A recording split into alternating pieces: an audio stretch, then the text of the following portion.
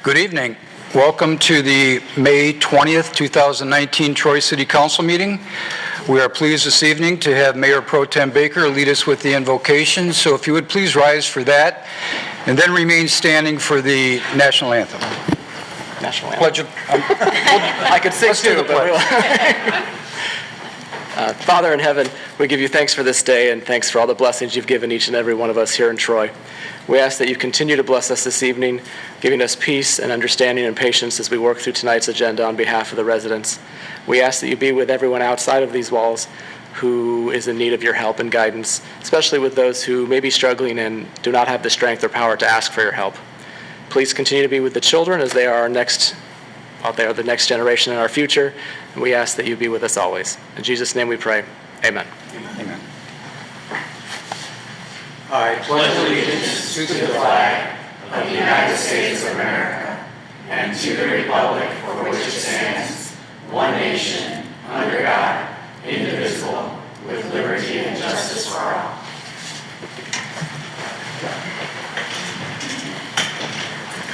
Thank you, Mayor Pro Tem Baker. Troy City Council meeting is now called to order. The roll call, Ms. Stewart. Mayor Slater. Here. Councilmember Abraham. Here. Mayor Pro Tem Baker. Here. Councilmember Hamilton. Here. Councilmember Henderson. Here. Councilmember Hoderick. Here. Councilmember Pennington. Here. All present.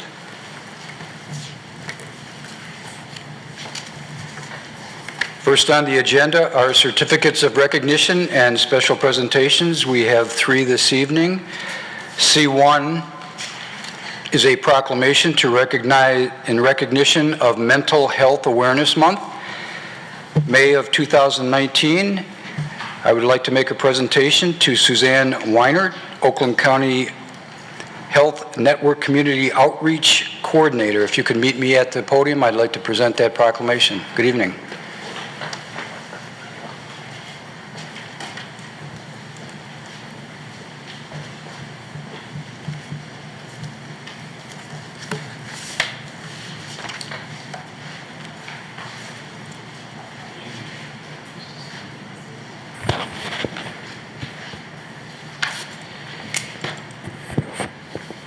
Well, it's my honor and privilege to present this proclamation this evening on behalf of the Troy City Council, the citizens of Troy, as we proclaim Mental Health Awareness Month, May of 2019, and I'd like to read this into the record. Whereas mental health is important for all individual well-being and vitality, as well as that of our families, communities, and businesses. And whereas 1 in 5 Americans experience a mental health illness that requires treatment at some point in their lives. And whereas 1 in 10 children has a serious emotional disturbance that, if untreated, can lead to school failure, physical illness, substance use, jail, and even suicide. And whereas May 4th has been designated the National Children's Mental Health Awareness Day, and whereas stigma and stereotypes associated with mental illness often keep people from seeking treatment that could improve their quality of life.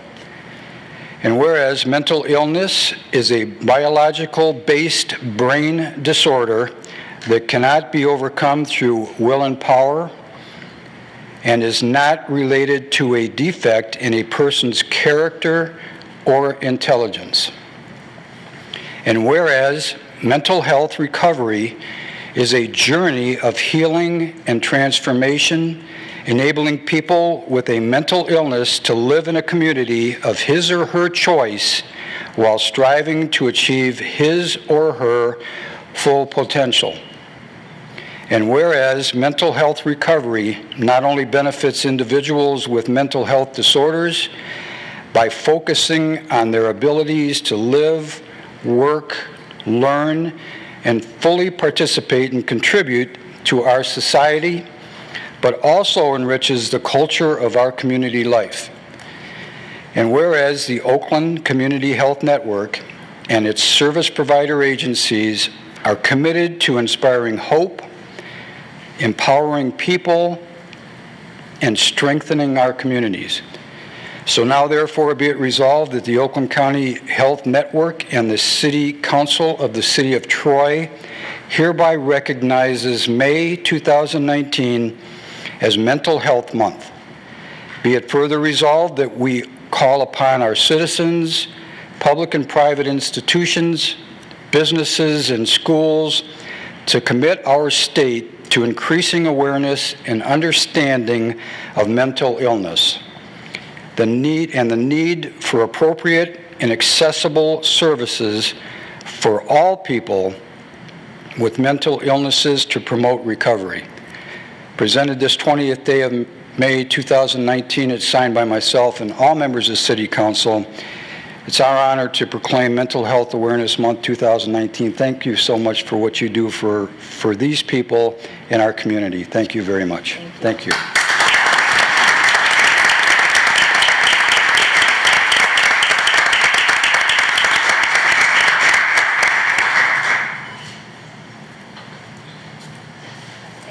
Absolutely. Thank you so much, Mayor. I just wanted to, good evening everyone, and thank you so much for allowing me to share in this wonderful occasion. On behalf of Oakland Community Health Network, I want to extend our sincere gratitude to the Troy community and to the City Council members for proclaiming May as Mental Health Month. Please know that our efforts to educate our community about important mental health issues have a direct and positive impact on the lives of friends, neighbors, family that have a mental illness. Meaningful initiatives like Mental Health Month provide each of us the opportunity to create public awareness about the services and programs that help individuals who have a mental illness so that they can live independent, equality, and happiness. Again, thank you for inviting me to join you tonight, and I encourage you to visit our website at www.oaklandchn.org to find out more about our leadership role as Oakland County's public mental health system. I also wanted to mention that we will be hosting, we're located here in Troy at 5505 Corporate Drive, and we'll be hosting a suicide prevention forum on this Thursday, May 23rd, from 9 a.m. to 12 noon. And it'll cover a lot of different aspects related to the risk of suicide and suicide prevention. So we invite the community to come and join us at this event. You would just register at the Oakland County. We partner very closely with Oakland County Health Division, and you would register at the Oakland County Health Division website. But we'll be hosting it at our facility here in Troy. So we welcome anyone who might be interested in learning more and trying to help people as they work through issues related to mental illness. Again, I want to thank you for having me here tonight, and I want to also mention that together we can all address mental health stigma and help people in recovery. Thank you.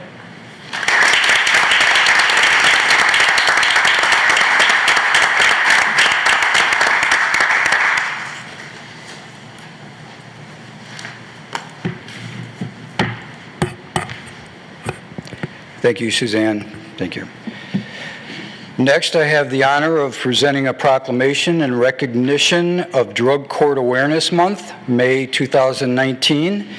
And I'd like to ask Judge Kristen Nielsen-Harig and Judge Maureen McGinnis and Program Coordinator Patricia Bates to come to the podium to present this proclamation.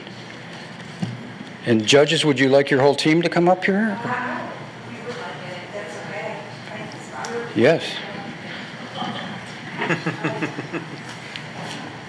I know we couldn't do this alone, right?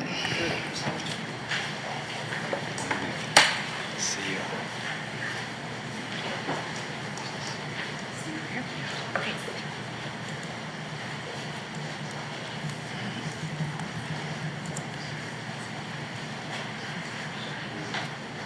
Down in front. Did I get everybody?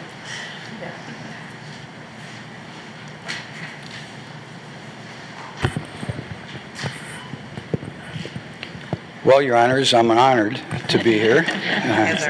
It's not too often that I get to sit on the bench and the judges sit out in the audience. So this is a rare treatment. But Judge Harding and Judge McGinnis, it's really my honor to be here tonight to present this proclamation for Drug Court Awareness Month 2019. This proclamation is signed, of course, by myself, but all of the members of City Council that are here that support such an important effort by our court and what you've done for our community. We can't thank you enough. So let me read this. This is quite an outstanding story here as to what's happened with the drug court, or drug court awareness. So whereas 2019 marks the 30th anniversary of treatment courts, there are now more than 3,000 treatment courts nationwide. And treatment courts are the cornerstone of justice reform sweeping the nation. Treatment courts across the country have served 1.5 million individuals and save an average of $6,000 for every individual they serve. What an incredible number. Whereas treatment courts are now recognized as the most successful justice system intervention in our nation's history because they have proven to significantly improve substance use disorder treatment outcomes, substantially reduce addiction and related crime, and do so at less expense than any other criminal justice strategy. And whereas the 52nd District Court, 4th Division, has recognized the value of the treatment court model since 2001, the year in which the inaugural session took place under the direction and leadership of retired Judge Dennis Drury and Program Coordinator Patricia Bates. Here she is. And whereas since 2001, the 52-4 District Court has maintained a strong and successful drug therapy court program, which continues to provide a valuable resource to its participants in the community at large. And whereas Judge Kirsten Nielsen Hardig and Judge Maureen McGinnis continue to lead the program at the 52-4 District Court and dedicate countless additional hours to their daily workload to ensure that the program meets the highest expectations and best practices. And whereas each drug court team at the 52-4 District Court accomplishes as much as they can do because they have the benefit of a number of dedicated, compassionate team members that bring a wealth of knowledge and experience to every meeting to ensure that the needs of the participants are met, that the program remains on the cutting edge of treatment and for treatment, and that public safety continues to remain a high priority throughout the treatment process. And whereas the drug therapy court program has been able to successfully support individuals suffering from substance abuse disorders so that they can receive the treatment they desperately need, maintain long-term sobriety, which is very important, and become positive, contributing members of our community. So now, therefore, it be resolved that the City Council of the City of Troy hereby recognizes May 2019 as Drug Court Awareness Month, and thanks the 52-4 District Court team for their dedication and commitment to drug therapy courts. And be it further resolved that we call upon all of our citizens, public and private institutions, businesses and schools to recommit our state to increasing awareness and understanding of treatment courts, most notably the one located right here in our own community, and to acknowledge that when one person rises out of substance abuse and crime, we all rise. Presented this 20th day of May 2019, once again signed by myself, all members of City Council, judges, and team, Thank you so much for what you've done for our community to make it better and make it safer. Thank you so much. Thank you. Thank you.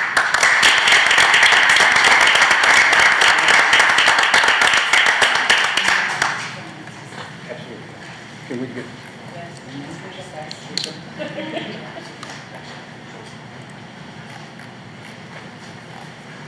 Okay. I guess so.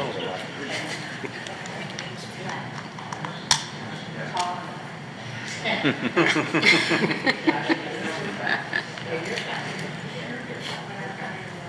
you go. Right in the middle. You're on in the middle, right?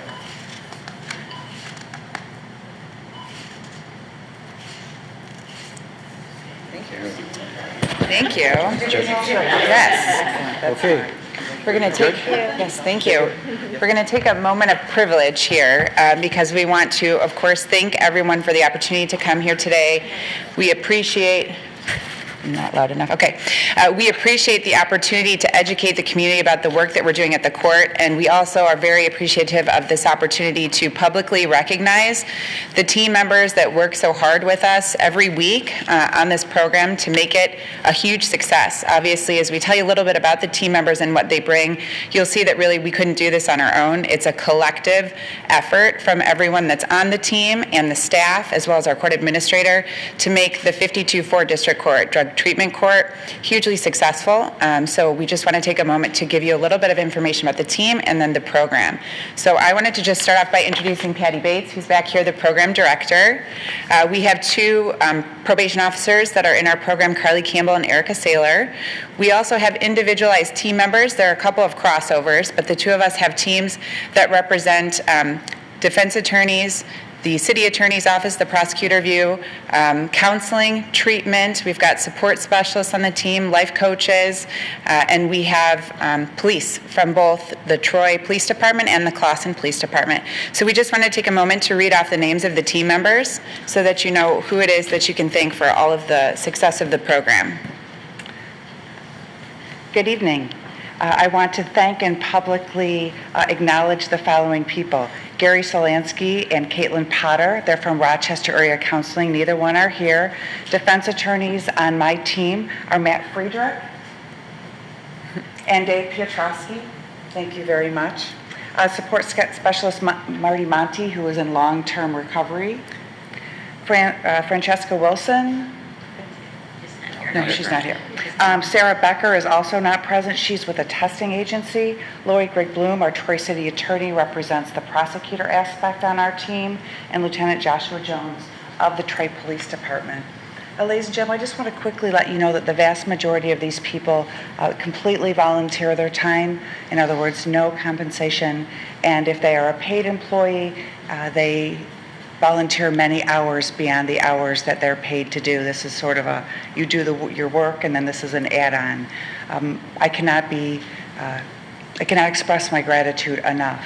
There's something really transformative about being in a drug court team.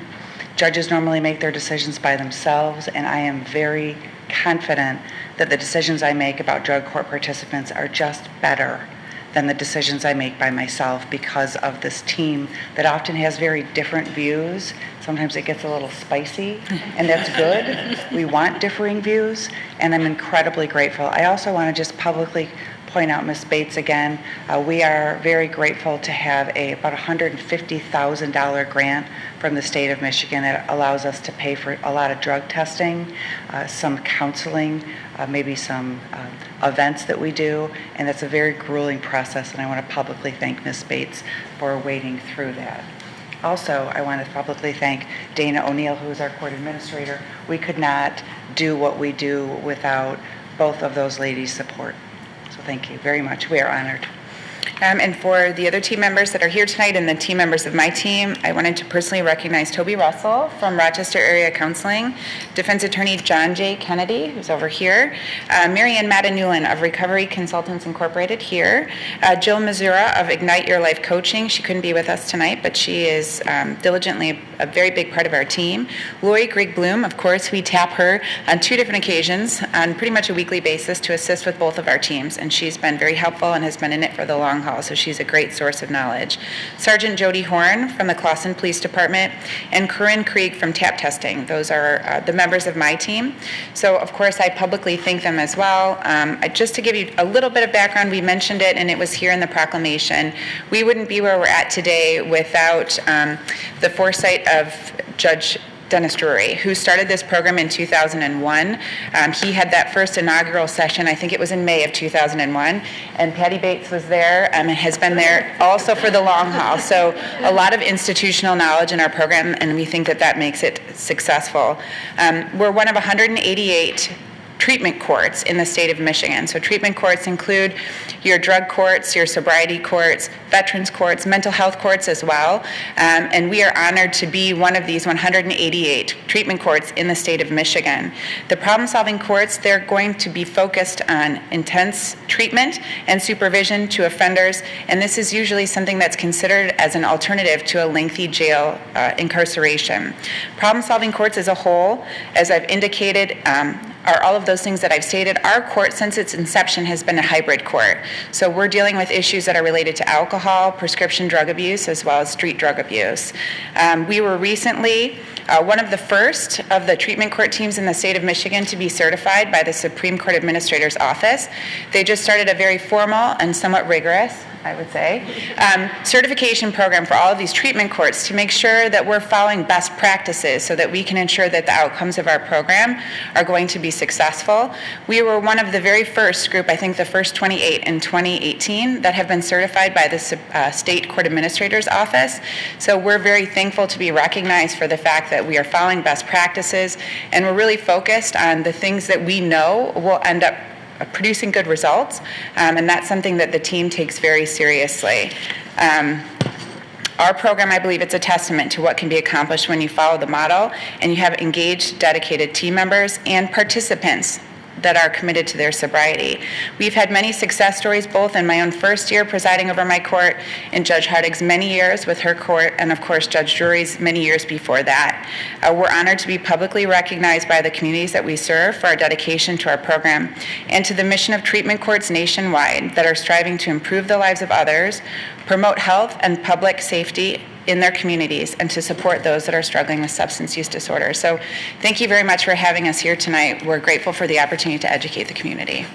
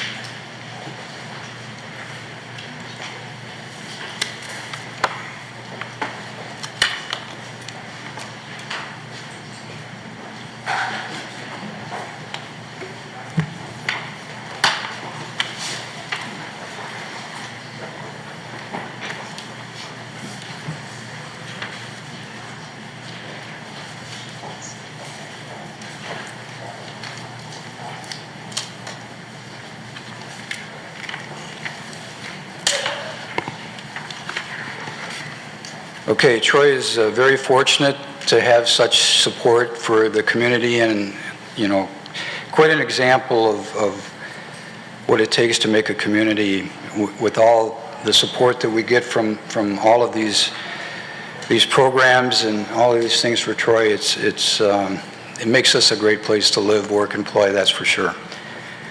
So next on the agenda, this is a couple of hard acts to follow, but I'm sure State Representative Padma-Kupa has some exciting news for us this evening. Good evening. Good evening, Mr. Mayor and council members and Mayor Pro Tem Baker. I stand before you with my formal update. First quarter, I didn't get my schedule together because we were so busy. Former Representative Martin Harrelak warned me that this was going to be drinking from a fire hose. But we seem to have found our sea legs, and so we are here to give you a second quarter update. I have with me one of my staff members. He is our constituent services He's here in the office, up in the office usually, but he's down here in the district with me today because we had office hours at the Troy Public Library. First, I want to tell you that my team and I are accessible. We want to make sure that everyone knows and that you know that we can be reached by phone, by email, on our website, and via social media. You should have in your packet the little information that has all of those. The phone number is 517-373-1783, and typically it is Kyle who answers the phone. Our monthly office hours, as I mentioned, one a month in Troy Public Library, thank goodness we have one, and Clawson Public Library, otherwise known as Blair Memorial Library. For the upcoming months, we have one on Friday, June 14th, another one on June 24th, and then again in July, the one in Troy is on July 22nd. It's a Monday. We are doing a town hall every quarter. As I mentioned at the last one, we had a successful education town hall with the Skillman Foundation, the Small Business Association of Michigan, Barton Mallow, and the Michigan Teacher of the Year, all as panelists. And this month, or not this quarter, on June 10th, right here in Automation Alley at 6:30 p.m., we will be having a budget boot camp. The budget boot camp is very important. We'll talk about that in a minute. But it's really important that community members come and understand the state budget. We have a balanced budget constitutionally, but that restricts what we can spend on since we have a limited amount of money to spend. So we have to put our budget towards our priorities and based on our values. And so that's what we are trying to do. And we're waiting to see what the process on the Senate side and the House side match up those two, and then hope that the governor also likes it. That is the current budget process, so we'll have people from the governor's offices, or MDOT as well, there to talk about fixing the roads. We have another town hall coming up in August. Michigan has the highest population of octogenarians, 80-something, and so one of the lowest populations of millennials. So we do have a desire to figure out how we are going to manage care, particularly elder care. And so we are having a town hall not only on elder care, but all aspects of care, foster care and child care as well, at the Clawson High School. It is incorrect on there. It is at the Clawson Public High School. And our fall town hall is yet to be decided, but probably will have something to do with energy and making sure that we are warm for the winter. We have been responding to constituent concerns. Over 200 people have reached out via email, phone call, snail mail, and in person. Advocacy groups have come to the Capitol. We had Older Michiganians Day last week and Alzheimer's Awareness Day the week before. We've had Oakland County Community Mental Health Services come, as well as Michigan Chemistry Council and MICPA. So we have a lot of different groups representing constituents as well as constituent concerns that come before the legislature and the committees. I want to specifically delve into the budget. I do have a budget survey on my website. It is, you can either try housedems.com/coupa/budget-survey, or you can go to coupa.housedems.com and look for it. And this, because it's a Dems website, does not mean I don't want others. I want everyone to respond to that budget survey. I represent the entire city of Troy and the entire city of Clawson, and it is my honor to receive everybody's input. There is a budget overview presentation from the 18-19 budget, and you can click on the link that's there in the document. It's this is what we're currently operating under. I highly recommend looking at slides 5 through 10, 16 through 20, and slide 51. They're very informative. As you know, we have late nights when we are in public service, and May 8th trickled into May 9th. And we took a vote at 2 in the morning on auto insurance. I voted no. I was in the minority. But I will tell you that at 4:30 that afternoon, I rang up our former Representative Haralack, and I told him what was going on, and later that evening he said, stay strong, and I voted my conscience, my constituents, and with my caucus. We need to have auto insurance reform that's long-term, not that will allow for escalating costs in 5 years. I think that's really important. If anyone has questions, they can, again, visit the House Dems website. We have a drive proposal that actually ensures fair and affordable reform, and we are hopeful that we will continue to follow this select committee process that was established at the beginning of my term to create fair and affordable auto insurance reform. I've been attending a lot of local events. I've seen some of you at some of them, my first Kiwanis fundraiser. I got to go to my first robotics international competition. I've been to Eagle Scout ceremonies. I've continued to visit schools, as I did during March's Reading Month. I had a pretty cool visit with the Oakland County Sheriff Department, and they offered me a tour of the services they provide. I was talking to some of our police officers at the open house the other day, and many of them also were not aware that they have services that you can tour and learn about. And the Oakland County Medical Society, they have their concerns on what's going on in the legislature. I also attend events in Lansing. The first that I will mention that's critical to our community, I think, is this is Asian and Pacific American Month. We are the city with the highest concentration of Asian and Pacific Americans.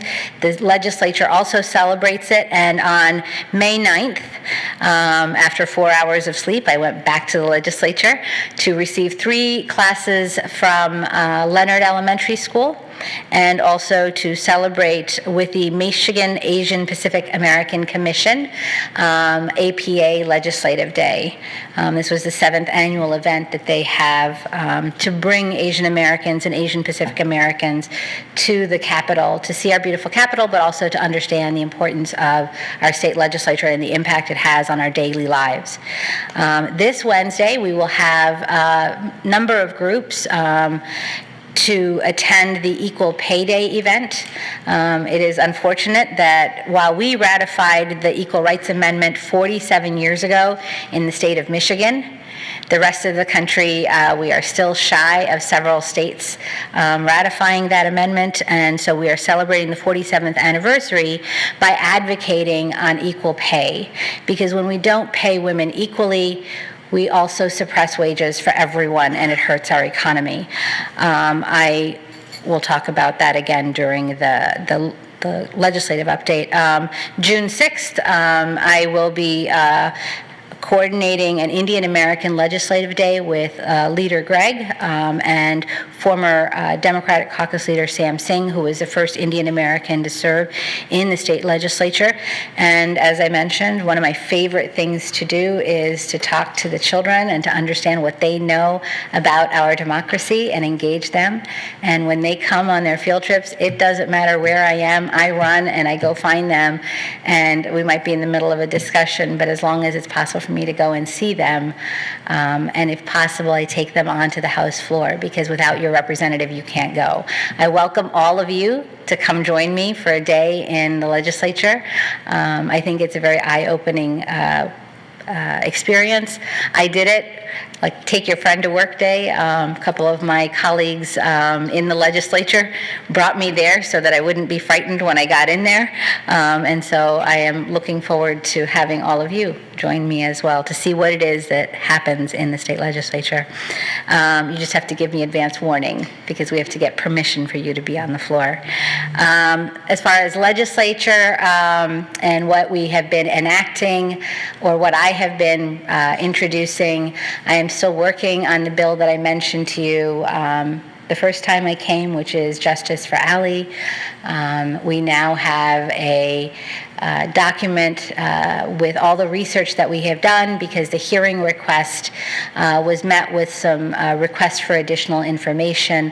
Unfortunately, these are crimes that do not have, this is forcing a vulnerable adult or coercing a vulnerable adult to provide sexually explicit content online, and so it is very underreported, and so we had just, it's like finding a needle in a haystack. And so we found some, we're submitting the information that we have. A lot of our partners have supported, as well as the Hayes family has been very diligent, particularly Dawn Hayes, Allie's mom. I can only imagine how it keeps her up at night. 4197 was my first experience doing a bicameral bill, which means that it was introduced in the Senate at the same time that it was introduced in the House. Fred Korematsu is a civil rights figure that is very important to civil rights in our country, but especially to Michigan. A former Governor Murphy issued a dissent on the Supreme Court decision when Fred Korematsu was denied justice in 1944. It was overturned in 2017, but he was recognized with a Presidential Medal of Honor during his lifetime. The Water Day resolution passed unanimously in March for World Water Day and Michigan Water Day, and then in April, I reintroduced a bill that Representative Harrelak had introduced that came from middle school students in Larson Middle School to make the shelter pet as the official state pet. This month, there are 12 bills that are being introduced as part of a equal pay bill package. I am introducing a bill that expands the prohibition of wage discrimination by amending the Workforce Opportunity Wage Act. We are also working on a bill to increase police scholarships, especially if we encourage diversity. I call it, just as like I call my Justice for Allie bill, this one is called my John Julian bill. And then a constituent came to me that we have the lowest rating on dyslexia and how we educate children with dyslexia. And so we're investigating, I hope Sue McGonigal is watching, but she came to me early on when I was running and said, can you look into this? And so we've been doing some research, and I've also been co-sponsoring a number of bills that my colleagues have put forth. And I try very hard to work in a bipartisan way. The Energy Committee hasn't seen any bills. We've just been continuing to receive information from various stakeholders, following up on the presentations from consumers, DTE, and ITC Holdings. In the first quarter, we've had presentations from groups such as International Brotherhood of Electrical Workers, the Michigan Energy Innovation Business Council, and the Michigan Municipal Electric Association. Local government and municipal finance is not as quiet. I have referred a number of bills to our city attorney staff for their expert opinions. 4095, which I was very concerned about when I came before you last time because it would preempt local zoning control, is to allow an increase from 6 to 10 children in a group foster home on a 20-acre property. While it seems innocuous or seems actually helpful to foster care, it actually is opposed by both the Michigan Municipal League and the Michigan Township Association, as well as numerous people from across the state. However, it went through on a partisan vote in my committee. The majority Republicans voted for it. And in the Ways and Means Committee, because we now have a two-step process, it went through and we are voting on it this week. So I will wait to see what happens. We seem to be having bills that address a single issue for a single community, like this bill from Oxford. There is a bill 4510 that requires a waiver of a rule, provisions to allow certain modifications to safety equipment. It has to do with a hotel and a generator in Warren, and we've talked about it. Our Attorney Bloom and I have talked about it. There's also been a bill introduced on short-term rentals, introduced by Representative Jason Shepard, who's a Republican from Bedford Township. Representative Lilly is pursuing an alternative bill bipartisan package. I offered to be a co-sponsor on that one because I think that package is going to be a little bit more, allow for more local control. So we don't ban like we have a bill that bans the banning of plastic bags at the state level. So no local community can decide to ban plastic bags. No why.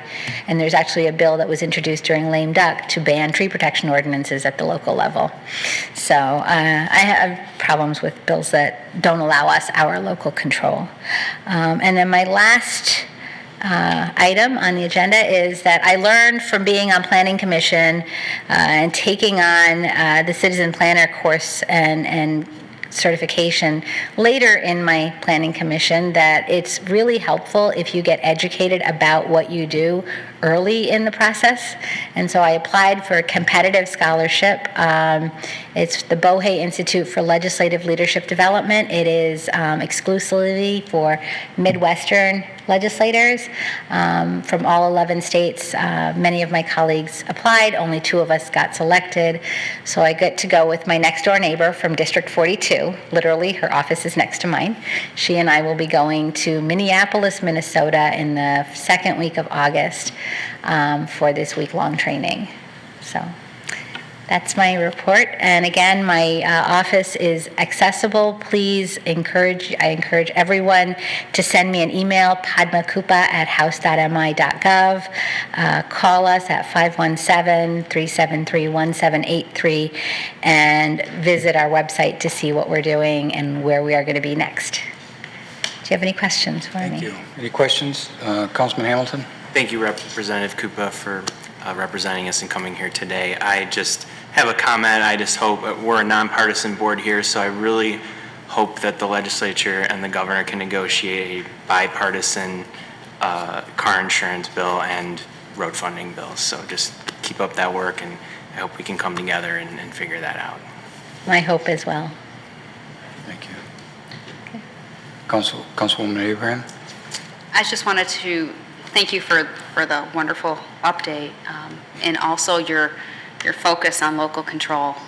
We find that sometimes is our biggest issue when working with the state, is that sometimes matters are taken out of our own hand or potentially taken out of our own hand. So I appreciate your representing the city, our residents, because this is something that is very important to many of us, regardless of what your political affiliation is.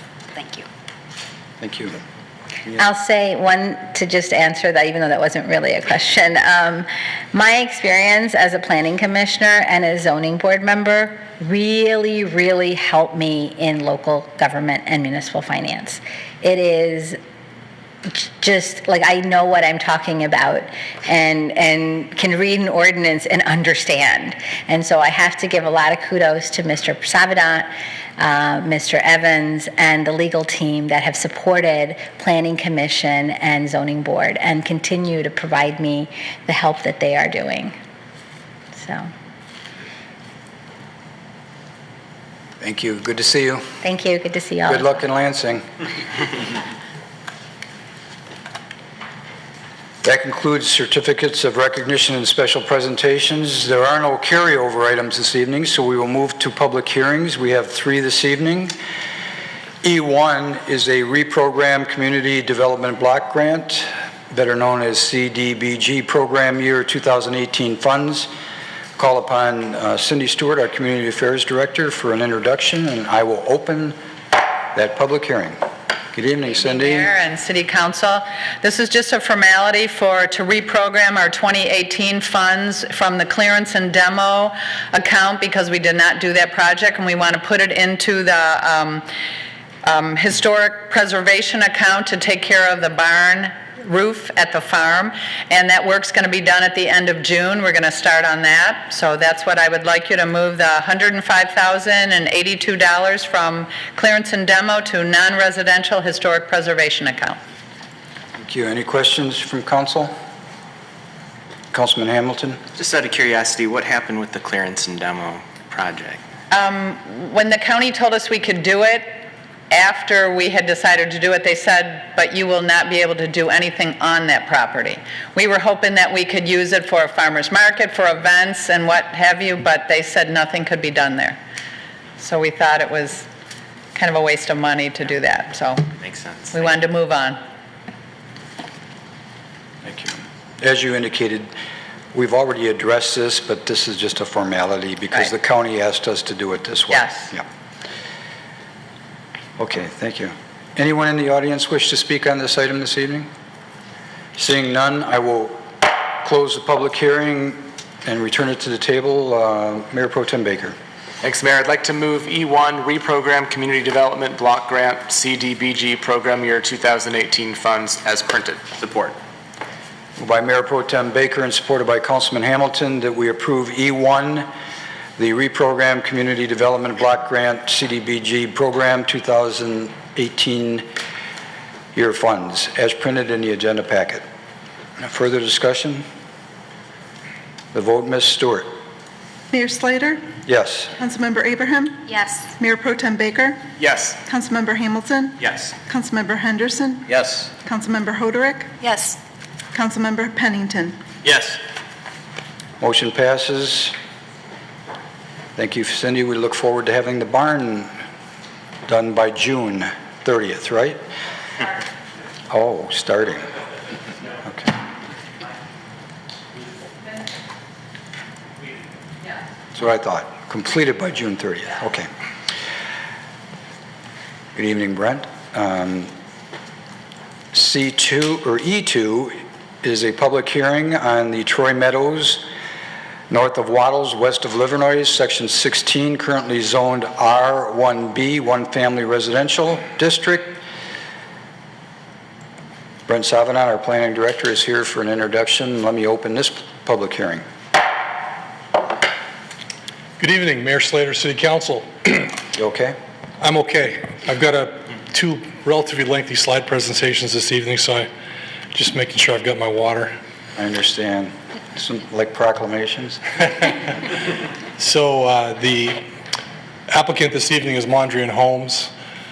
For both of my presentations, they're both cluster developments. And representative of the applicant team is here, John Thompson from PEA. He's a civil engineer, he's a project manager, so he can answer any technical questions that you may have about the development. So first, a little bit of an educational component for those in the audience or at home who don't know what a cluster development is. It's a zoning concept that involves grouping homes together or clustering homes within a development so that the remaining land on the site can be preserved as open space. There's a lot of benefits to doing that, and they include preserving natural features, permitting creative design, and reducing infrastructure. Now, it is optional. It is not by right, and what that means is in Troy, cluster applications go first to the Planning Commission for a public hearing. They make a recommendation, and then it comes before City Council for a public hearing, which is what we're doing here this evening. City Council has the authority to approve cluster developments. They require, at minimum, a 20% open space commitment, and this is preserved in perpetuity. It incentivizes open space by providing density bonus that are proportional to how much open space is being preserved. So in other words, if a application proposes 20% open space to get a 20% bonus, 30% open space gets a 30% bonus, et cetera. And the density bonus is based on a parallel plan.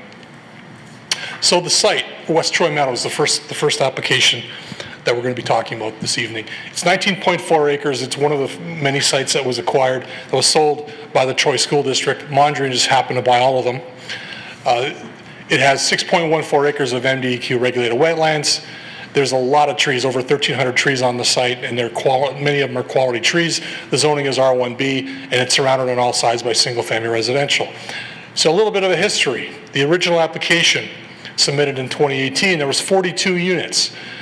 Based on the parallel plan and the preservation of 42% open space, 41% at the time, excuse me, they qualified for 46 units, and they proposed only 42. There was a public hearing on July 10th. There was numerous residents who attended the public hearing, and they addressed a number of issues, including traffic, safety, and density, and it was postponed. So the applicant went back to the drawing board and came back with a revised site plan, also completed a traffic study, basically proving that the connection to Paragon through the Virgilia paper street was unnecessary. But they reduced the number of units from 42 to 35. They were proposing to vacate a portion of the Virgilia Drive right away. They removed that from the table. They increased the minimum lot size from 6,600 square feet to over 8,000 square feet, and they could do this by pulling out 7 units. The average lot size increased from 9,300 to almost 11,000 square feet, and they increased open space from 41% to 42%. So in total, for 35 units, 42% open space, 5.4 acres of wetlands preserved, which is a big number, and most importantly, 561 trees are proposed to be preserved. That's over 8,000 inches that'll be preserved. So very significant in terms of preservation of natural features. This is the parallel plan that was submitted as part of the application.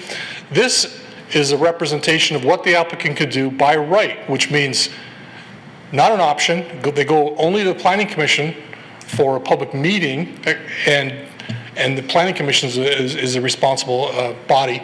And this one parallel plan would have preserved only a little over 3 acres versus 5.4 acres. Also note this road here, this road connection, that increases infrastructure costs. So they eliminated that, and therefore reducing the amount of infrastructure that's necessary. So here's a comparison, a representation of the two. Parallel plan on the left, and the cluster plan on the right.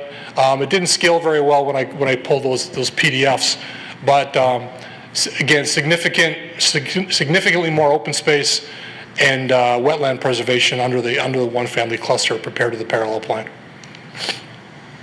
There's a breakdown in table form. I'm not going to read all of these, but you see, even though there's 42% open space, the minimum on the parallel plan is 15,000 square feet, and there's still 8,200 square foot minimum lots on the proposed. The reduction in lots allows more open space to be preserved elsewhere on the site. Access will be provided by Hart and Webb, and there's no access to Paragon for this application. That was raised by we got a lot of phone calls from people on Paragon asking if there was going to be a vehicular connection. There is not. There will be a sidewalk connection, however. They propose a range of housing types and sizes: a 1,900 square foot ranch, a 2,100 square foot story and a half, a 2,750 square foot colonial, and a 3,400 square foot colonial. I was asked by one of the council members today whether this could fit on all the lots, and it appears that it could, because of the 7.5 foot setback, which is significantly less than what's required under a by right parallel plan development. So in summary, the Planning Commission found that the request complies with the master plan. The cluster development does a better job of protecting the site's natural features than if the site were to be developed under the parallel plan. 42% open space is preserved, 5.4 acres of wetlands, and almost 9,000 inches of trees. Planning Commission held a public hearing on this item. On July 10th of 2018, they met again at a public meeting to consider the revised plans on February 12th, and they recommended approval 7-0. And City Management recommends approval of West Troy Meadows with one condition, and that is approval of the declaration of open space preservation easement prior to final site plan approval. And I can answer any questions. Thank you, Brent. Councilman Hamilton? Thank you, Mayor. Thank you, Brent. This looks like a great plan.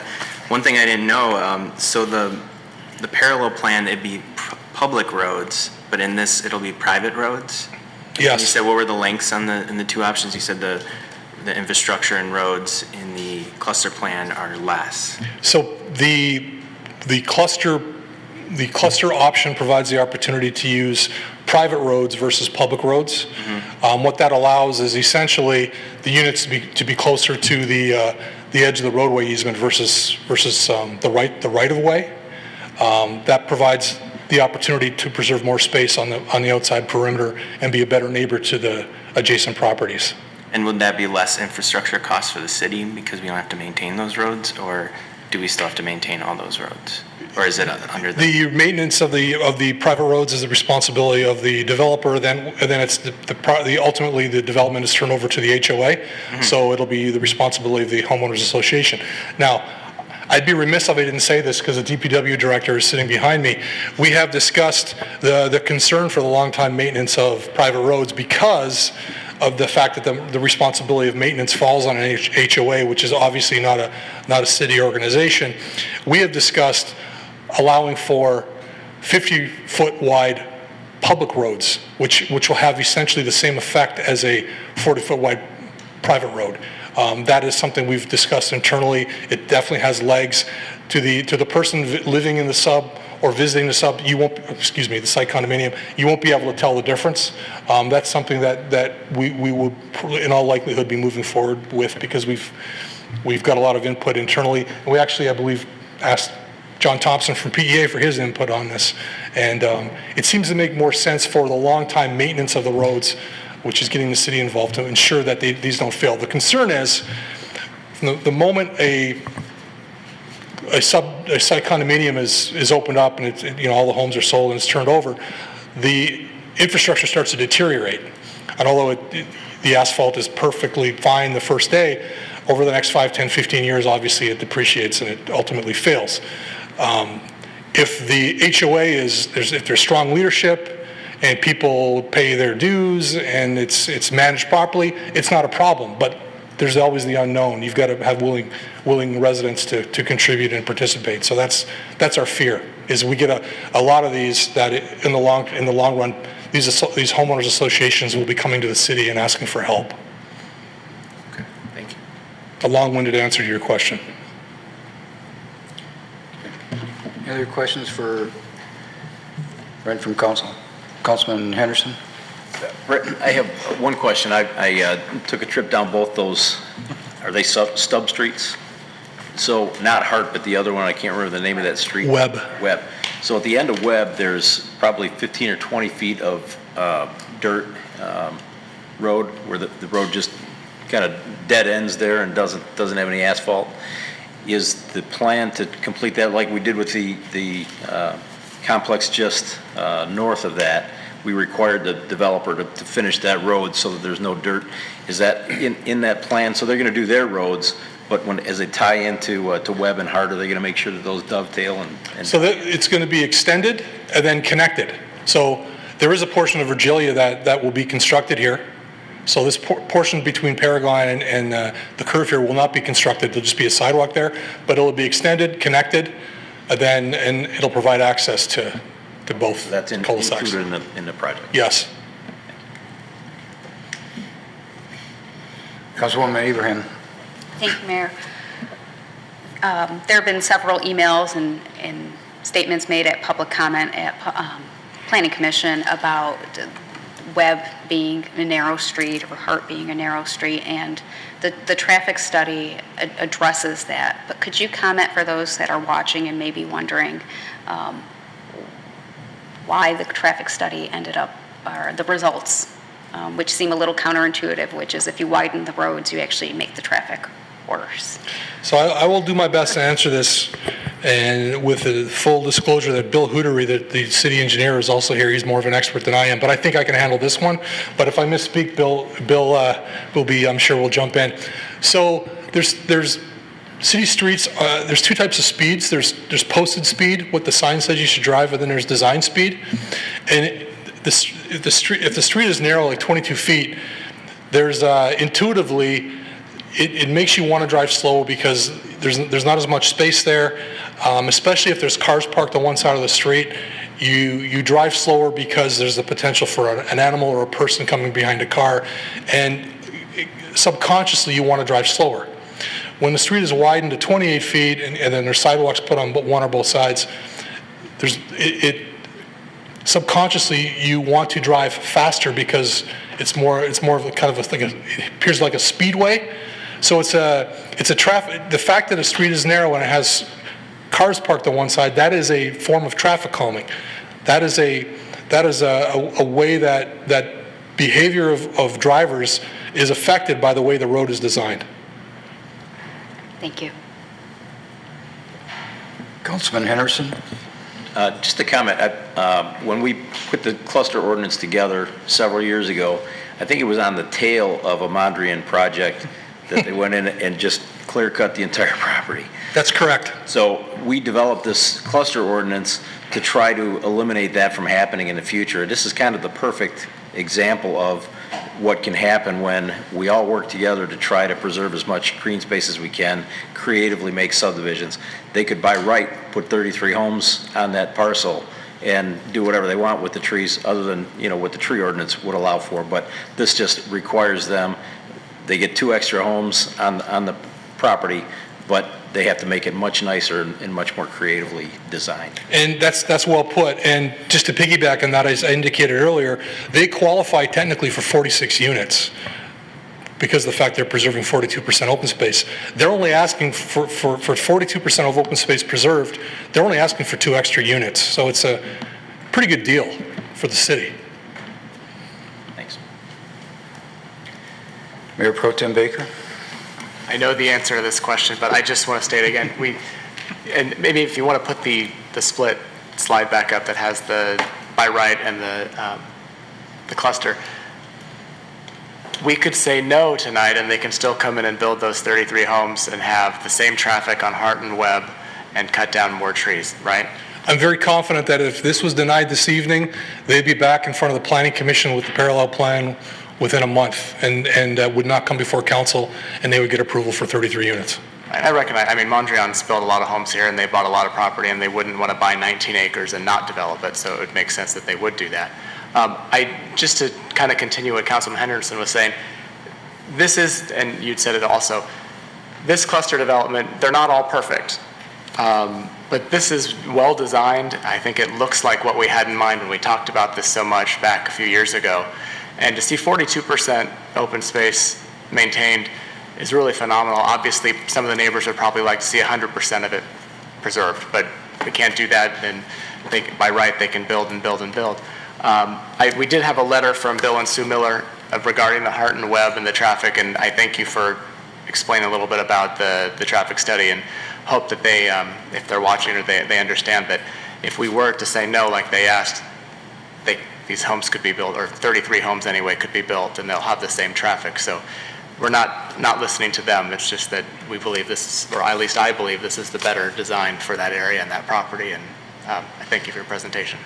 Mr. Mayor, can I add one thing? Absolutely.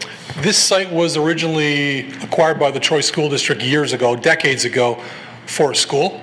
And it was not that long ago, members of staff that are here this evening saw conceptual plans for a school on this property.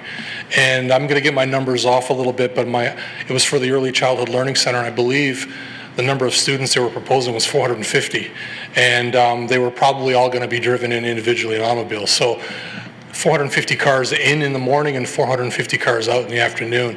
That's a lot of cars compared to this. This is almost insignificant compared to what would have happened had there been a school there. And again, I saw conceptual drawings. So this is although for some residents, this change is difficult, and I totally understand that. It's a significantly better development in terms of a neighbor in traffic than a school would have been. Councilwoman Hoderick. Thank you, Mayor. Just to make sure that residents do understand we are listening to them when they talk about the importance of green space, and to maybe sound a little repetitive, but we see comments on social media, we hear input, we don't like the cluster developments. They're using the term together because it just feels strange in a city that's getting built out to watch building continue and development continue. What can you do on council to help mitigate? The cluster option is what's helping us mitigate that sensation of everything being cleared out, just as Councilman Henderson mentioned. The maintenance of the trees, a really important topic for a lot of folks in the city are the wetlands and preserving them. And again, when you compare the cluster versus parallel site plan, I asked the question today through the agenda question process, how much does this preserve, and is it protected equally by right or cluster? The cluster option preserves 5.4 acres of wetlands, and the parallel plan that they could do by right, if we voted no tonight, indicates 3.17 acres of wetlands preserved. Point being is almost like check mark after check mark of you hear the citizens' concerns even at your counter. This meets the spirit of what we were trying to achieve with the cluster rather beautifully. It sounds like you were hearing from residents in the area, calling in or stopping in, as they learned what this option looked like and the trade-offs that were being made. It seems like there's a sense of almost this fits after all. We had the one email from the folks on Hart. I did drive down there, felt what they're talking about, looked at it, appreciate the traffic study, but I feel like we've really checked a lot of the goals we had with this. Do you have that? This is a subjective question, but do you have that same feeling with this? I do, because I believe that the Planning Commission listened as well. The public hearing was in July. The Planning Commission heard the concerns from the neighbors. They required a traffic study. That took significant expense and quite a lot of time, delayed this project. Time is money. But it was a very thorough examination of what exactly the impacts were. That was prepared by their consultant. Our consultant, OHM, reviewed that study. OHM is an independent consultant. So the project was delayed, but the Planning Commission and staff listened. And the project, I believe, is better because of it. And we examined some of the unknowns, like should it connect to Paragon versus via Virgilia, and the answer was no. So these were concerns that were addressed based on input from residents, and so therefore, I don't know how many people are here this evening to speak at the public hearing, but an effort was made to find that balance. Thank you. Any other questions for Brent or concerns? Thank you, Brent. It was a good presentation. Just a quick comment. We're going through some growing pains with the cluster development issue. I think the more that we talk about it, the more people will see that. I saw State Representative Koopa smiling back there because she was on the Planning Commission when all of this was started, and we were looking for the best alternative to clear cutting, and there isn't anyone in the Planning Commission, I think, or on city staff, or hopefully this council, that doesn't think that this is a better option than what was happening before we passed this. And I think we just go through some growing pains, make sure that we explain to everyone the justification for why we're doing this and that it's better. It's just much better than what could be done. So, thank you to staff. We'll continue to present, but I think in one day we're going to all understand. And I see State Representative Koopa is smiling and agreeing, I think. So, thank you. I'll call upon Avis Landmesser, Troy resident, who wishes to speak on this item.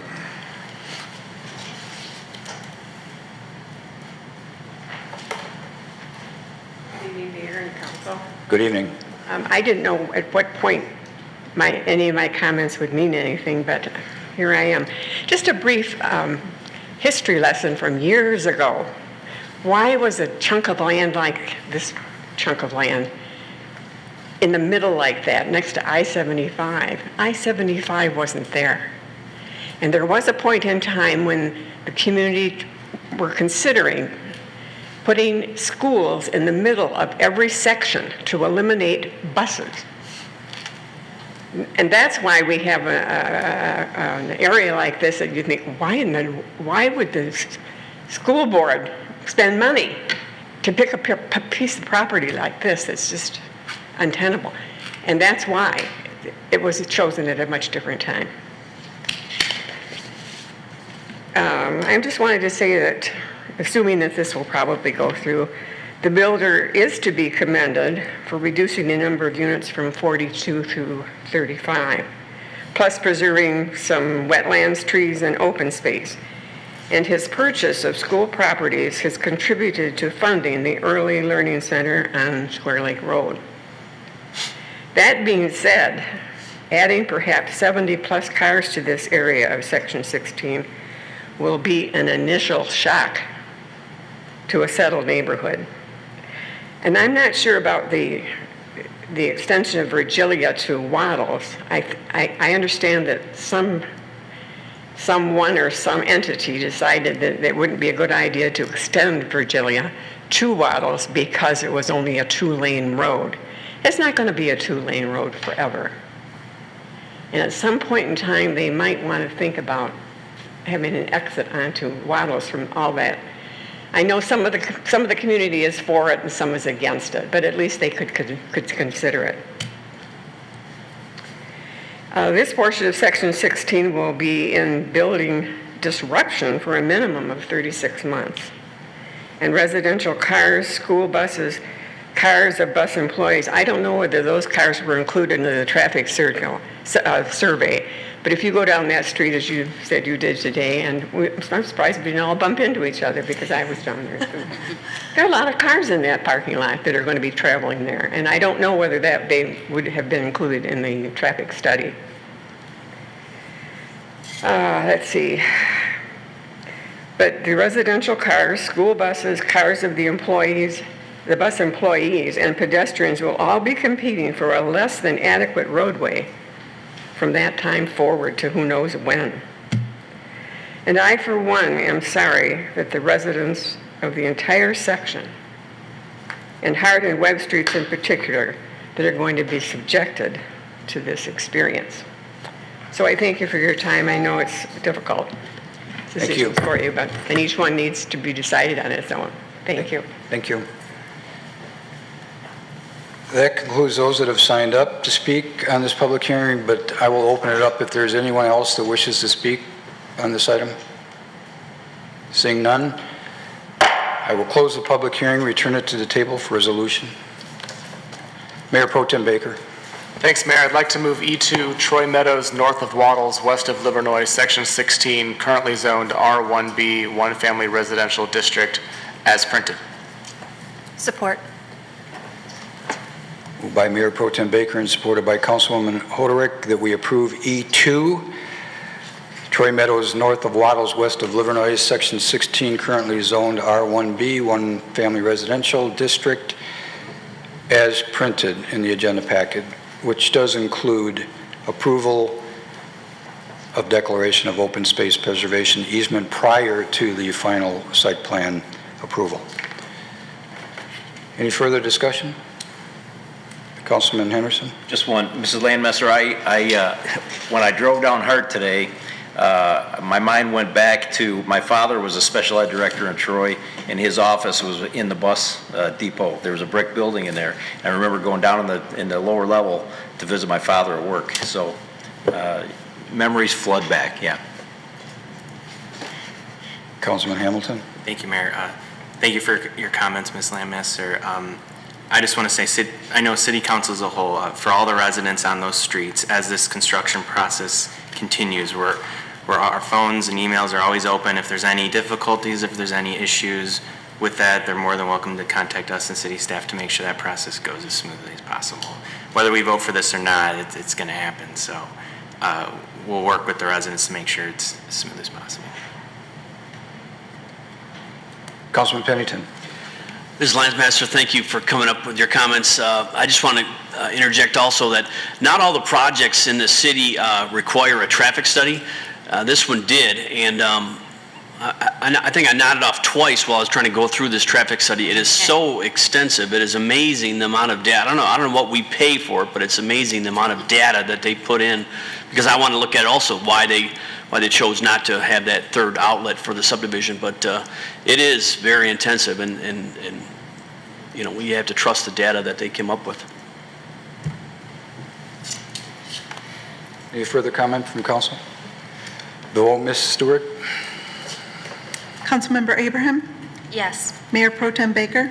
Yes. Councilmember Hamilton? Yes. Councilmember Henderson? Yes. Councilmember Hoderick? Yes. Councilmember Pennington? Yes. Mayor Slater? Yes. Motion passes. Thank you to staff and all those that were involved in this project.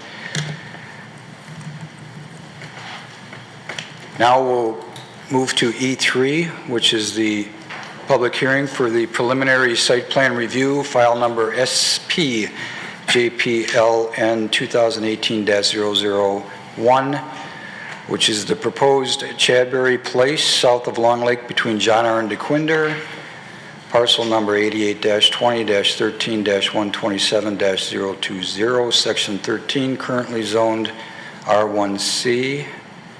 I will open that public hearing. Planning Director Savanan, it's all yours. Thank you. Another cluster. I'm not going to do the tutorial like I did for the earlier one. This one has a different background and a different story.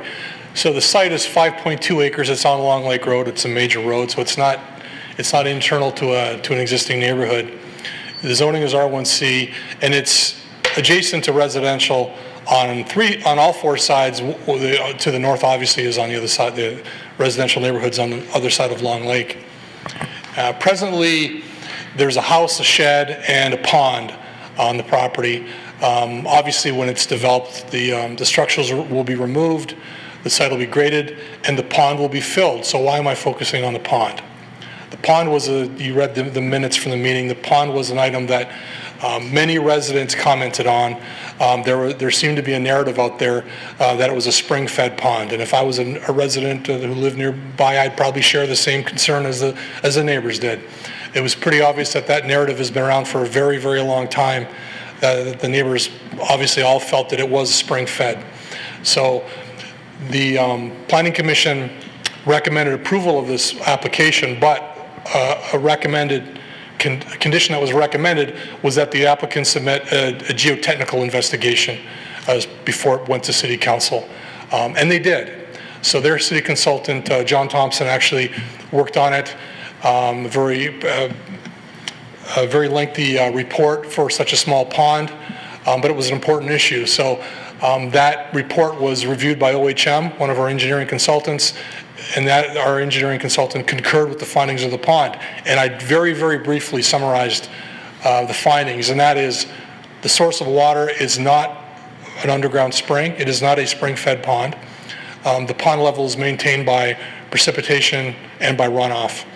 And when if the project is approved and it moves forward, the grading and the drainage plan plus foundation drains should mitigate the impacts on groundwater levels created by filling in the pond. So not only was there concern that the pond should stay because it's spring fed, there's concern that when it goes away, where's this water going to go? It's going to negatively impact the neighbors. So the report and our consultant's review indicated that this was not going to happen. So that's a very important piece of information for such a small pond, but very, very important issue nonetheless.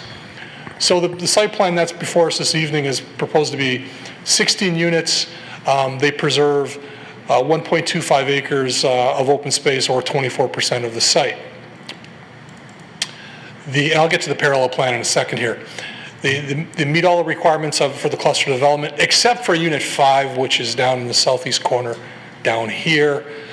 They require a 40-foot perimeter setback, and they propose only a 35-foot setback. I would note that that's the side of the house versus the rear of the house has got kind of a side-rear relationship, but City Council does have the authority to grant a deviation administratively as part of approval this evening, if that's the direction that City Council chose to go in. So the parallel plan is on your left, the cluster plan is on your right. The by right development is 14 units. The applicant seeks an additional 2 units, with the trade-off being that 24% of the site is maintained and preserved as open space. Here's a representation in table form. The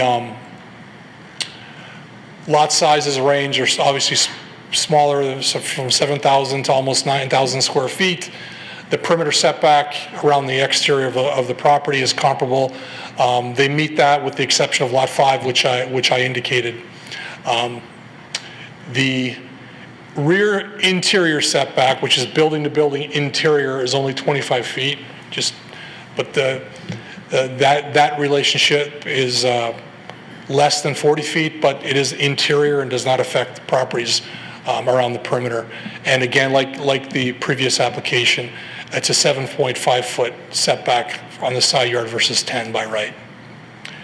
So they are seeking they are providing 24% open space in exchange for 2 extra units. This is different than the application before us. In terms of an open space, that was kind of more intuitive because of how much wetlands were preserved on site. Excuse me. This, quite frankly, was a farmer's field. It does not have the amount of natural features that the previous site have, and I'll get into landscaping in a second, but they are proposing significantly more they're providing 24% open space and significantly more landscaping than required by right, and they're creating kind of a fairly heavily landscaped area here. They're increasing landscaping. There's hardly any now along the western boundary, along the southern boundary, and along the north. So there's going to be a lot more landscaping, and this table kind of breaks it down. They're proposing the required to provide 39 trees along the private road in front of the homes, and they are providing 39. They're required to provide 51 trees along Long Lake, which they're providing, and they're required to mitigate 160 inches of trees, and they're planting 304. So they're almost doubling what they're required to plant in terms of trees. They're proposing a range of uses. Here's a range of elevations, and floor plans. This ranch is almost 2,000 square feet. There's a colonial that's almost 3,000 square feet, and there's a 3,250 square foot colonial that's proposed. So February 12th, 2019, Planning Commission recommended approval 7-0, subject to the following. One is that information regarding the pond be provided to City Council in writing by the applicant. I went into detail on that earlier. And submission of an open space preservation covenant, and submission of a detailed narrative that includes a specific method for protecting significant natural features, including tree preservation and wetland preservation. And that will be provided prior to final approval if this moves forward. So City Management recommends approval of Chadbury Place one-family cluster, subject to approval of the declaration of open space preservation easement prior to final site plan approval. And I can answer any questions you may have. Brent, questions from council on this one? Councilman Henderson. Brent, just one question about the pond and the water. It's not spring fed, we get that, but enough water accumulates there to create a pond. Is that pond wet year round, and how deep is it, and where is that water going to go after the development gets put together? I'm going to defer that question, if it's okay, Mr. Councilman Henderson, to the engineer for the project, and let him answer that. He's the one who wrote the report after all. Okay, great. We could ask him to come up.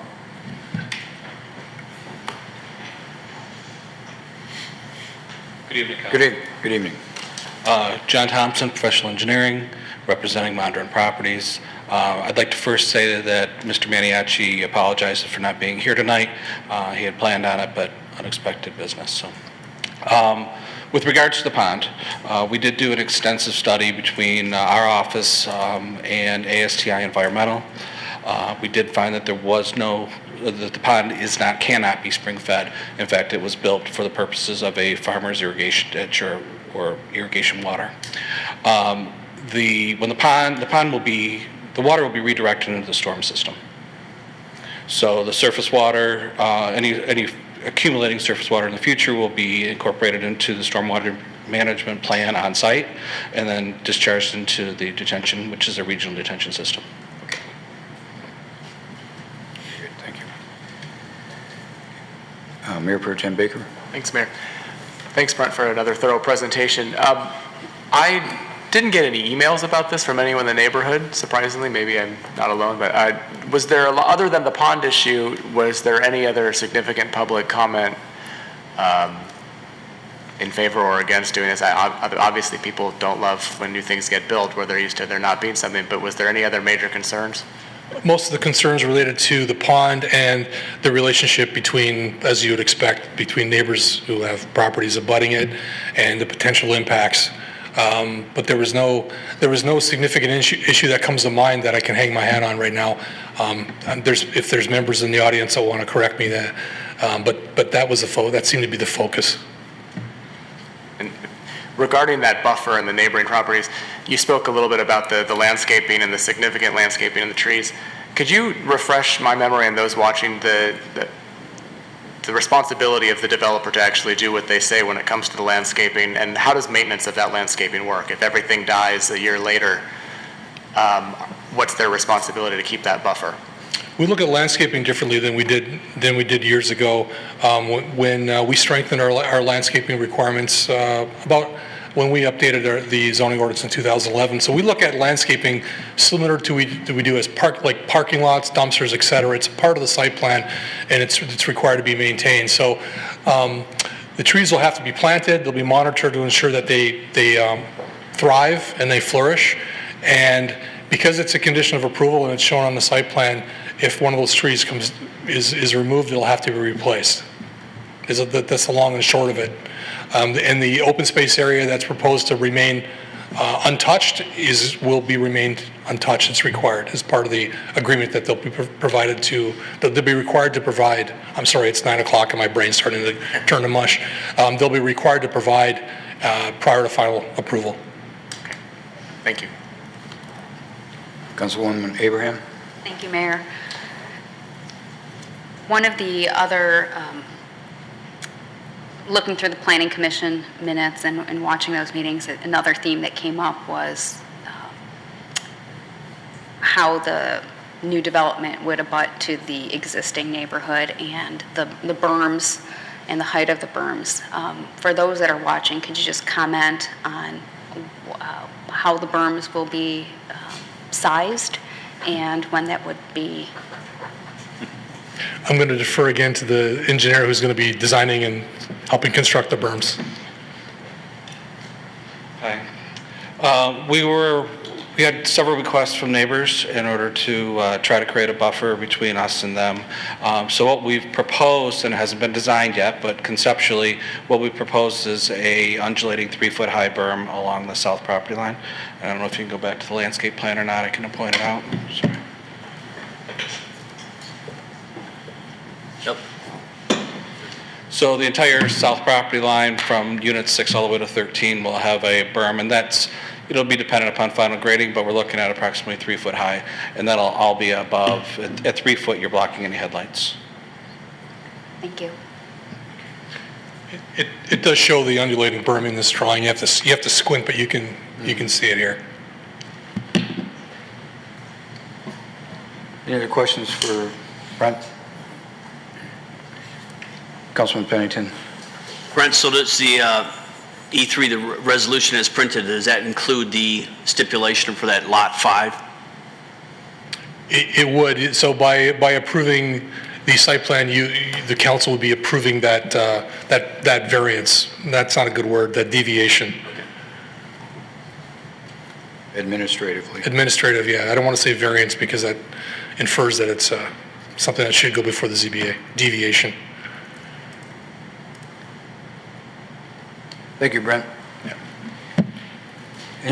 I don't see that anyone is signed to speak on this item, but I will open it up to anyone that wishes to speak on this item. Please come forward.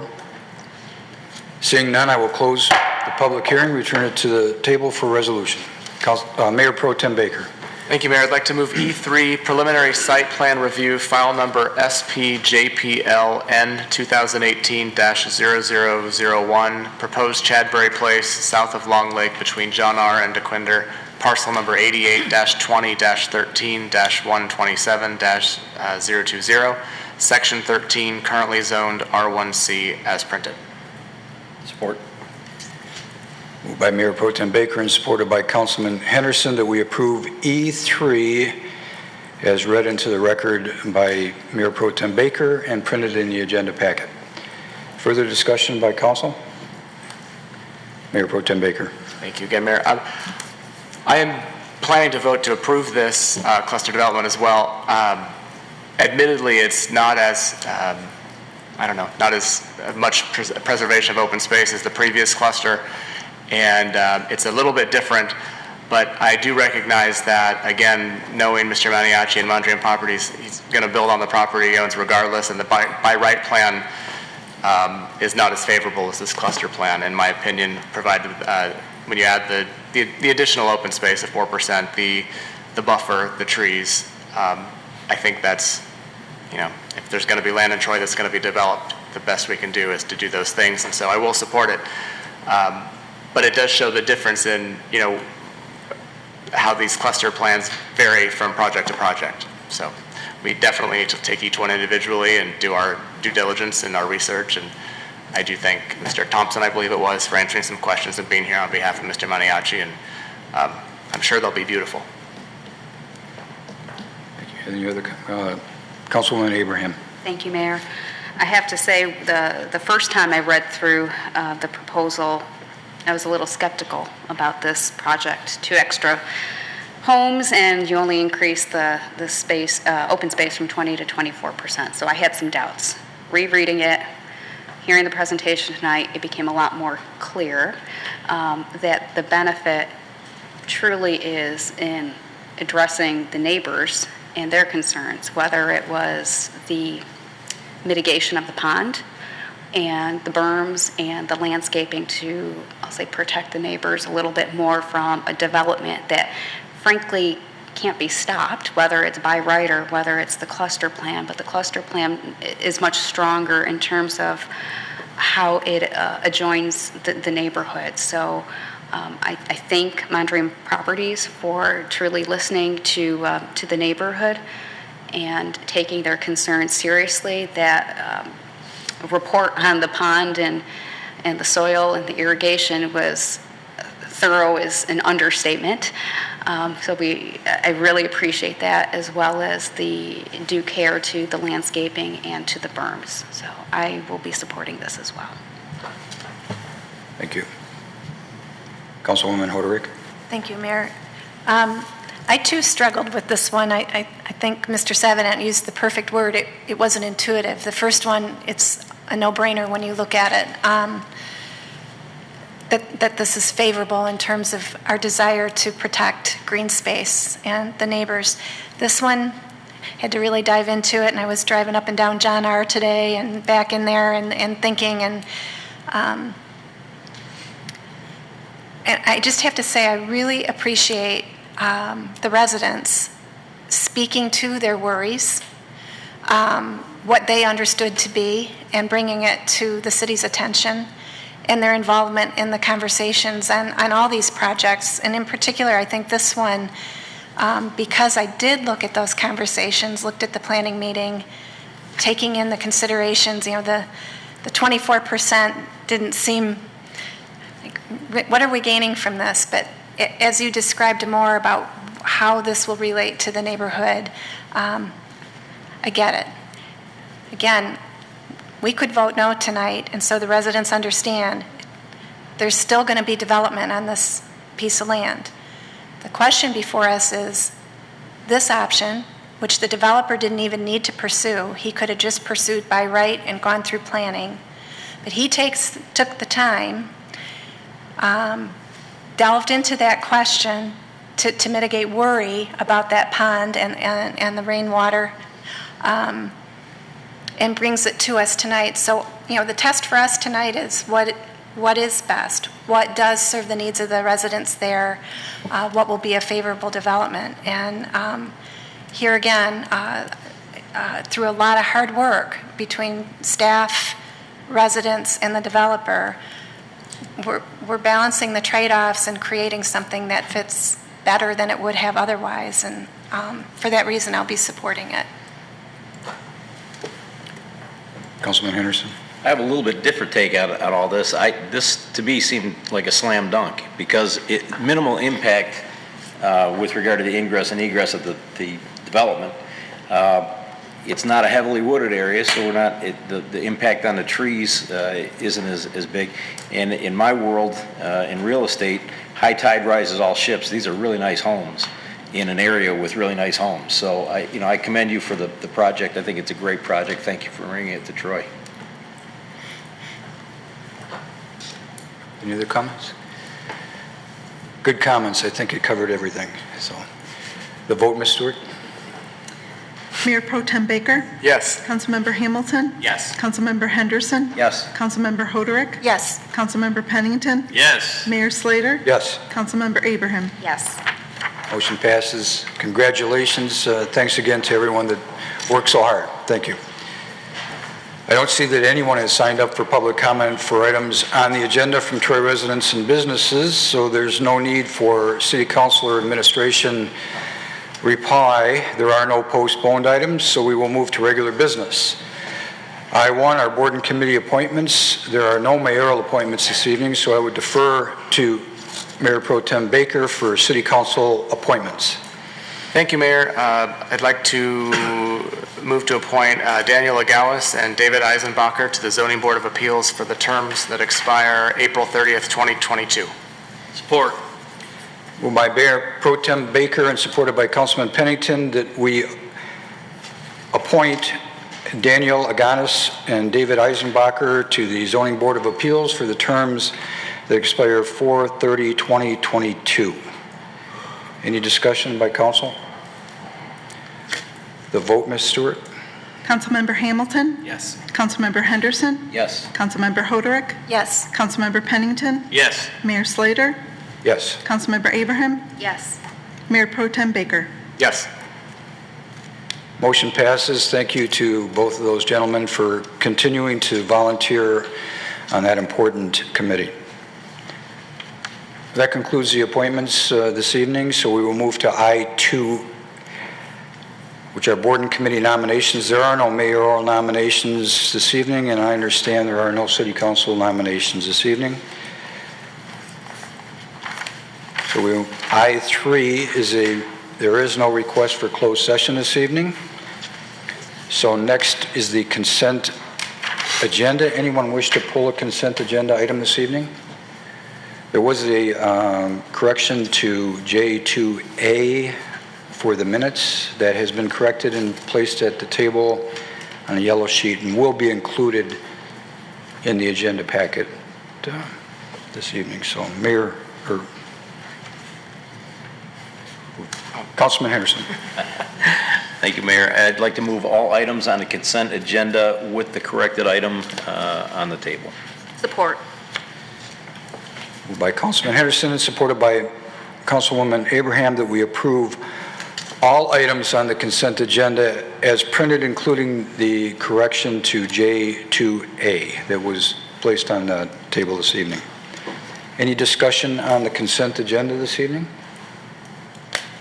The vote, Ms. Stewart. Councilmember Henderson? Yes. Councilmember Hoderick? Yes. Councilmember Pennington? Yes. Mayor Slater? Yes. Councilmember Abraham? Yes. Mayor Pro Tem Baker? Yes. Councilmember Hamilton? Yes. Motion passes. If you were here on a consent agenda item this evening, they've all been approved.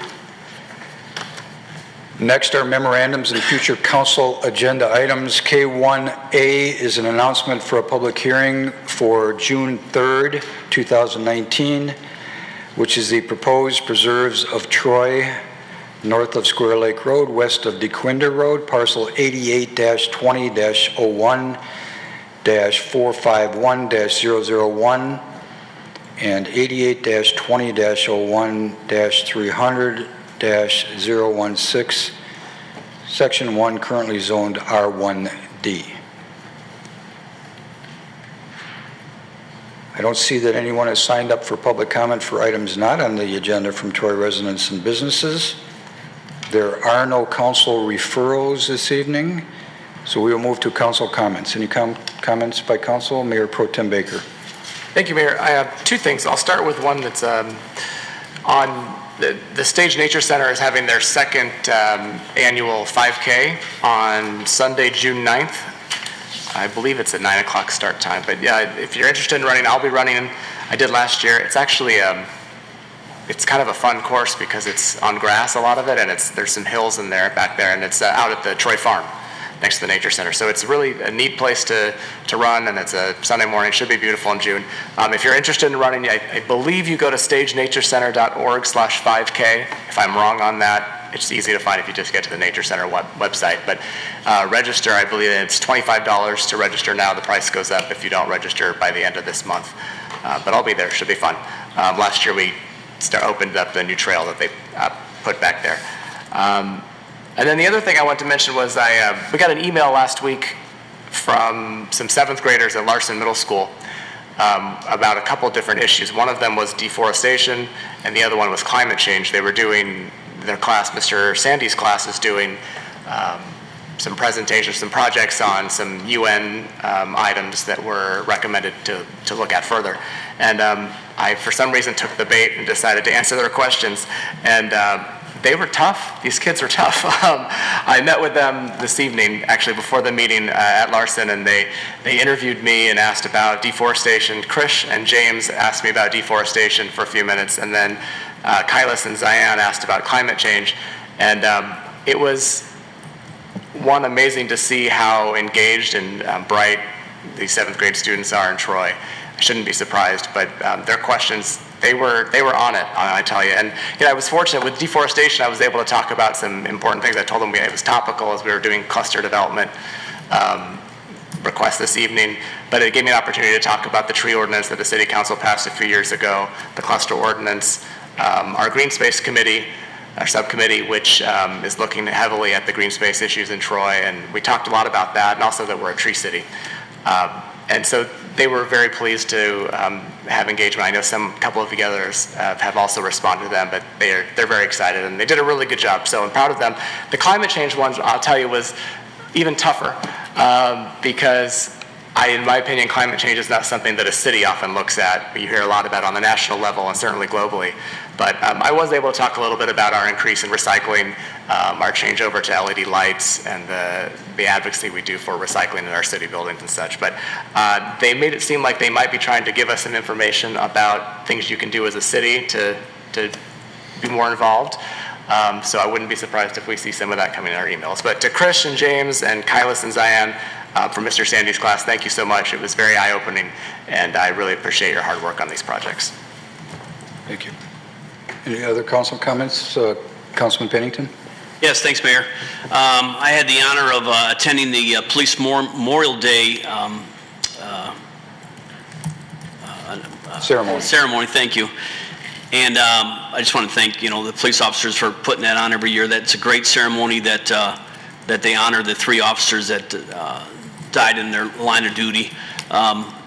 Never miss it. It's the city.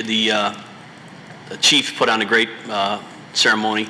We appreciate everything the officers do for us. And then we attended the firefighters banquet same week, and the firefighters are thankful that we reinstated the banquet for them, and we appreciate this. Everyone at City Council appreciates everything that both departments do for the city.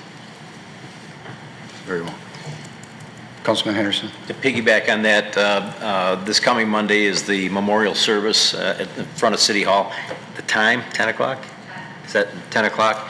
If anybody can attend, it's a phenomenal service. They have a good speaker, and it's always nice to attend that. Councilman Hamilton. Thank you, Mayor. I'm on the retirement board, and at our last meeting, we approved the retirement of Captain Redmond, who I see in the audience over there. And I just want to thank you for your, 41 years of service? Yeah, 39 change. But thank you for your long career here in Troy, and we're really going to miss you, and thank you for everything you've done. Thank you. We'll have an official retirement for him. And I remember when he started here. How's that? Any other comments? Mayor Pro Tem Baker, I want to thank you for giving me a heads up because I'm meeting with those students. I think tomorrow, maybe? They want me to meet tomorrow. I'm not sure I can do it yet, but it'll be tomorrow or in one of the next few days. But I appreciate the heads up on the. When you get a little older, you'll understand that if you go second, sometimes you know the questions before you get there. So, but yeah, they're tough. I have trouble with the kindergartners. Okay, next are the reports. Any comments on the reports in the agenda this evening? Okay. Once again, I don't see that anyone has signed up for comments on items on or not on the agenda from members of the public outside of Troy. There is no closed session this evening, so thank you so much for coming this evening. We are adjourned.